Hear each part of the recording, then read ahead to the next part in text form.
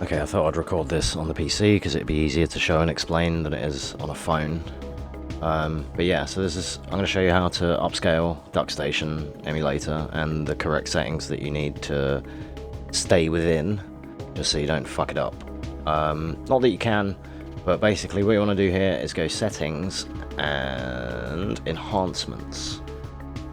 Then here you will see, can you see this? You can. You'll see here internal resolution scale 1 times. This is what it is naturally. And nearest neighbor for texture filtering. This is what I've chosen. I think bilinear is the normal one. Nearest neighbor is the one that you should choose because it has the closest accuracy to PlayStation. And the reason why this is important is for things that will become blurry, like grout lines on the floor or text in certain places, like the exit sign in the hallway. I can show you in a minute the difference. But here, internal resolution is the thing you want to look at, and this is depending on your system. I can jack this up to like 1440p if I want, but I just usually stick with 1080p. And then you can see the difference straight here in the model for Aya. It doesn't affect the backgrounds because obviously they're pre-rendered. It's a little different, but the models you can totally upgrade them quite a lot. See. And the difference with this is if I go to, say, this, look here all around. Look how blurry that just got. That's the difference with the texture filtering on nearest neighbor. Okay, look around here and the desk, right? Now look at it. It looks like you just fucking put your glasses on and now you can see. I was playing for a long time in bilinear, and I changed it. I was using no edge blending, but I changed it to nearest neighbor because it is more accurate. It just looks better. Downsampling disabled. True color rendering, 24-bit, disables dithering. I'll let this recompile so you can see what it looks like. Dithering is like a little dotted pattern that you'll see like all over her jeans. Dithering is what you see on modern screens. Trying to portray these old graphics. So what we do is we can disable dithering here. That will clear it all up. Not 100% because some of these games are like made with it in mind, but yeah, true color is something you always want to have on. It makes PS1 games pop the most. Software renderer, I use this too. Disable interlacing. This means you get forced progressive render and progressive scan. Again, it gives you the best picture. NTSC timings, you definitely want this, 60 Hz on PAL, bada bing. Don't worry about forcing 4:3, you can change that in your own display settings. Chroma smoothing for 24-bit, reduces FMV color blockiness, tick. Basically just copy everything I've got ticked. PGXP, precision geometry, is again very important to make sure that she doesn't like walk through the table or walk out of bounds or anything, because that's something that can happen. So just make sure you have the same things I have ticked. Geometry correction, perspective correct textures, preserve projection precision, and culling correction. Do not have CPU mode, do not have these, just have the ones I have ticked. Job done. And then the only other thing worth looking at on here is console, which is the CD-ROM emulation. You don't need to change any of this shit. Auto-detect the region. Recompiler is the fastest. If you've got a beast PC, then go for a different one. But recompiler, just have that. That is the one, trust. That's the one that everyone's going to use. The async read ahead, this is dependent on your system because of how many sectors. Or at least I believe so. Reduces hitches in emulation by reading and decompressing CD data asynchronously. So, as a worker thread, higher sector numbers can reduce spikes when streaming FMVs or audio on slower storage, or when using compression formats, such as CHD like I do. So I would ideally want more, right? But I don't really understand this part a lot, so I left it on 10. 10, in, like, that's about right, I feel. You know, I don't know if, because my CPU isn't that good, so, you know. But the two that you can definitely change quite often, and it will affect your gameplay, and I will show you this. Let's put this here. Right, let's go out this door and watch how long these load times are.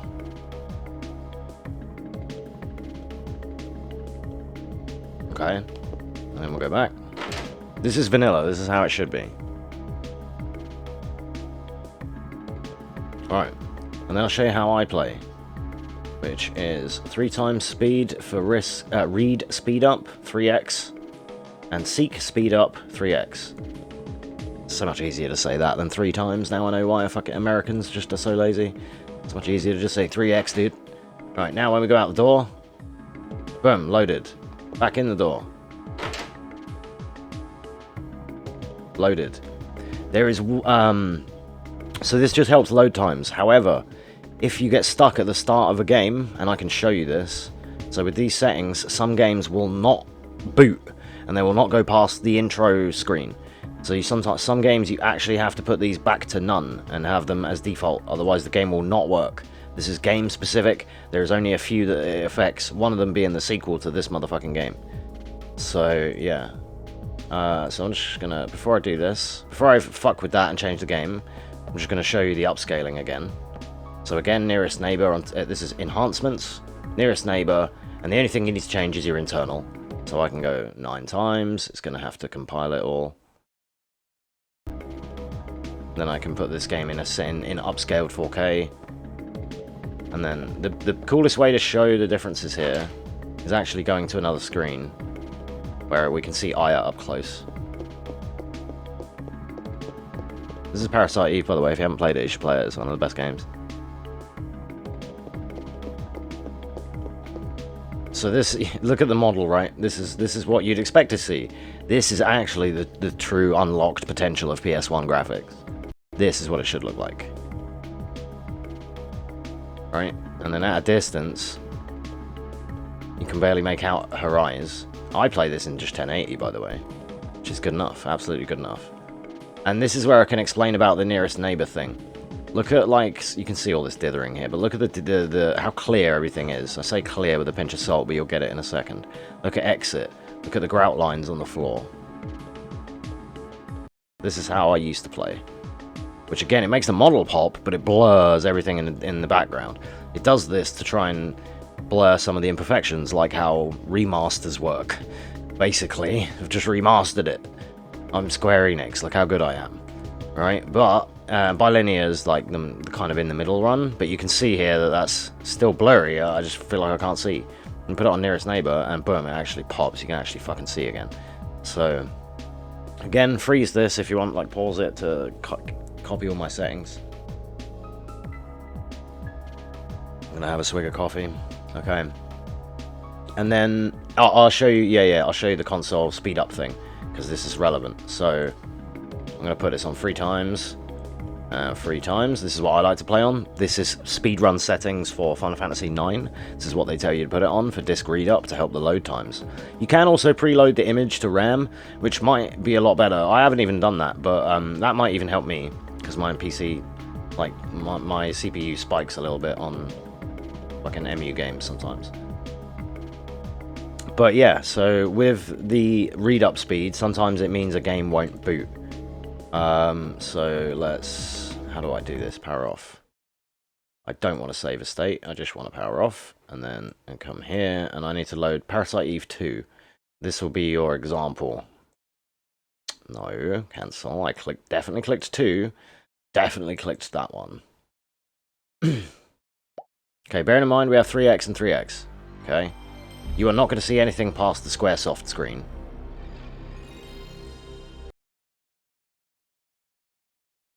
Here, Square Publish. This is where it freezes, because it can't negotiate this ×3 speed. It will just hang here. Even if I hold tab and speed up the emulator by like fucking 300 frames, it ain't doing dick. So what you have to actually do is put it on none, and oh look, it's already loading. There you go. That's why it's worth. This is why I wanted to show you this, because it's important. So this is under settings and console. And that was the disk read speed up, seek up. No, read speed up. That is it, not seek speed up. You could potentially put it back on once you get past the bits that freeze. However, then there are other parts of the game that will just freeze. So this game in particular is a known problem that it has to be under the generic settings, otherwise it won't work. I had to find this out the hard way after I downloaded 3 different versions of this game and none of them worked. But it wasn't the game, it was this. So if you just put it to this and accept the slow load times, your game will load perfectly.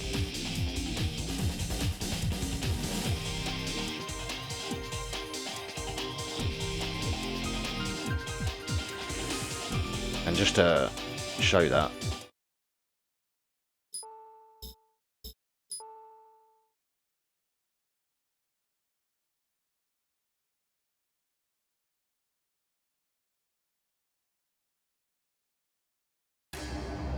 there you go.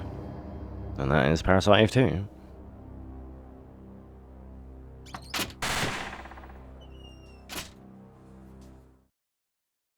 Skip that. I just want to at least get into the game. Okay, there we go.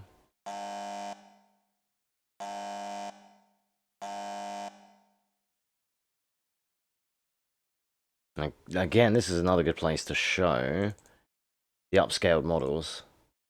I'll go enhancements. Move that over to the side of Aya.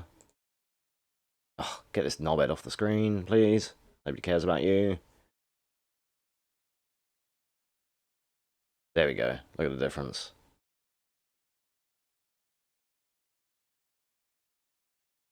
Try and show both.